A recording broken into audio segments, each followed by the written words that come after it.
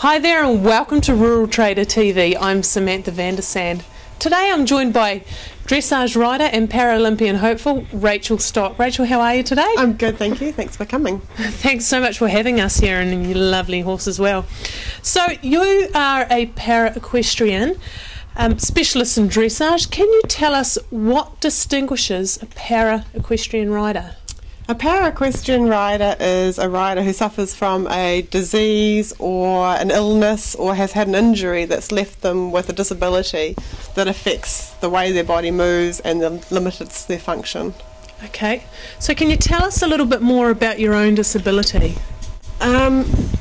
I've got a degenerative bone disease. I've broken my back as a result of it, but I also have lost the use of both my knees, my hips, my arm, and I have calcification in the back of my facial skull bones. We're classified through grades 1 to 4. A grade 4 rider is a lot less disabled than I am. I'm a grade 3. A grade 1 rider would be somebody who was quite incapacitated in a wheelchair and with very limited function. Okay, no, that's great. So para riders such as yourself must face a great deal of challenges. Can you tell us some of the challenges you've come up against? It's not easy because it's not a sport that you can lock in the closet at the end of the day. You don't come home from training and put it away and deal with it when you go back to training. They're big animals and they're a lot to look after. They take 24-hour care. He has to be stabled, he has to be exercised daily. We're basically looking at keeping 2 athletes in tip-top condition instead of just the one. Okay, so tell me a little bit more about your main competition horses. This is Donner-Grolin. He's a German-bred horse. He bred here in New Zealand. He's 17 which is quite big for a horse, but he's a fantastic horse and he's been spotted by international judges as being an international horse for Paralympics. Great, fantastic. And we also have Denzel, who's a big black horse, who's 16.3, and he was the Australian Horse of the Year, and we brought him and purchased him and brought him over here, and he's doing a fabulous job as a sort of a backup horse, but he's a little star in his own right. That's fantastic. So you're aiming towards the 2012 Paralympic Games in London. Can you tell us a little bit more about the event itself? It's run in conjunction with the main Olympic Games.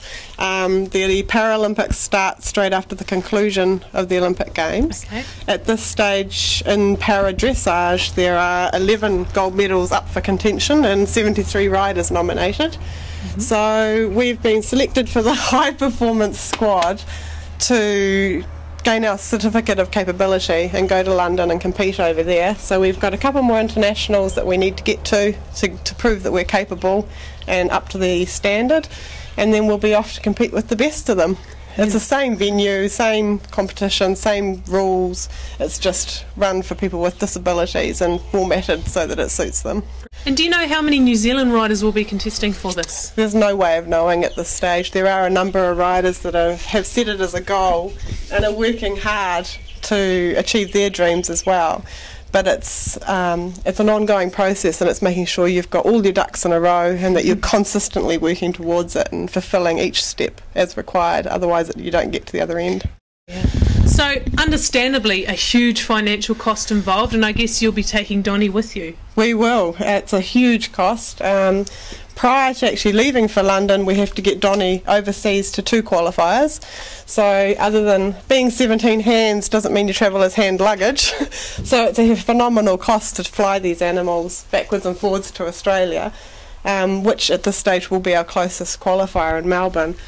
Once we've qualified, the Paralympics will step in and fund the actual London journey, but we need sponsors and people to come on board to make sure we get all our paperwork done and all our international experience so that we can head off with the rest of the Paralympic teams off to London. So Para-Equestrian does come under Equestrian Sports New Zealand, but do you get a lot more support from the greater community? I think we do. I think people understand and respect the adversity of somebody who doesn't just curl up and give in to their disabilities, who fights it and wants to get on and wants to actually do something with their lives. I mean, it's very easy to just say I can't. It's a lot harder to say I can. And regards to that, there are charities and there are foundations set up to support disabled people, like Paralympics New Zealand, and Spark has special funding for that. but we are required to hold our own in a very expensive sport up to the time we represent the country. That's fantastic. Hey, we wish you all the best in your trip to London and with Donnie here. And thank you for taking the time to meet with us today. Oh, no problem. It's been a pleasure. Thank you. Thank you so much.